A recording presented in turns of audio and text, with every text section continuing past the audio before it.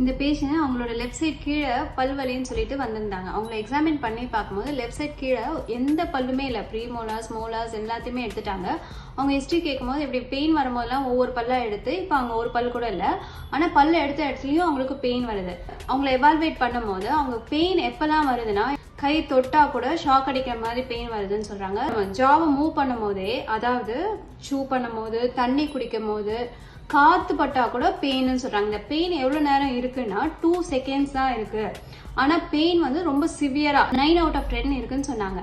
So இந்த pain வந்து 2 seconds இருந்தாலும் ஒரு நாளைக்கு மல்டிபிள் டைம்ஸ், அதாவது 40 to 50 டைம்ஸ் வர்றதுனால இதுக்கு சாப்பிட்றது கூட பயந்துருந்தாங்க. ஸோ இந்த தண்ணி குடிக்கும் போது பெயின் வரதுனால அவங்க பல் வலின்னு நினைச்சு ஒவ்வொரு பல்லா எடுத்துட்டு இருக்காங்க. இந்த மாதிரி ஷாக் அடிக்கிற மாதிரி பெயின், ஃபியூ செகண்ட்ஸ் இருக்கிற பெயின் வந்து நியூராலஜிக் பெயின் தான் வரும். அதாவது நர்வ்ல இருந்து வர பெயின் தான் இந்த மாதிரி சிம்டம்ஸ் கொடுக்கும்.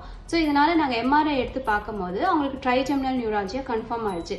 ட்ரைஜெமினல் நர்வ் தான் நம்ம ஃபேஸ்ல இருக்கிற ஸ்கின், பல்லு, உள்ள இருக்க ஸ்ட்ரக்சர்ஸ் எல்லாத்துலயும் டச் அண்ட் பெயின் சென்சேஷனை ஃபேஸ்ல இருந்து பிரெயினுக்கு கேரி பண்ற நர்வ். இப்போ அந்த நர்வோட ரூட், அதாவது பிரெயின் கிட்ட அந்த நர்வ் என்டர் ஆகுற இடத்துல பிளட் வெசல் வந்து அந்த நர்வ் அழுத்துறதுனால தான் அவங்களுக்கு இந்த நர்வ்ல சேஞ்சஸ் வந்து இந்த மாதிரி பெயின்ஸ் ட்ரைஜெமினல் நியூராலஜியா வருது. ஸோ ட்ரைஜெமினல் நியூராலஜியான்னு இப்போ நம்ம டயக்னோஸ் பண்ணனால அவங்களுக்கு அதுக்கான மருந்து கொடுத்தோடனே அந்த பெயின்ஸ்லாம் கம்ப்ளீட்டாக சரியாயிடுச்சு.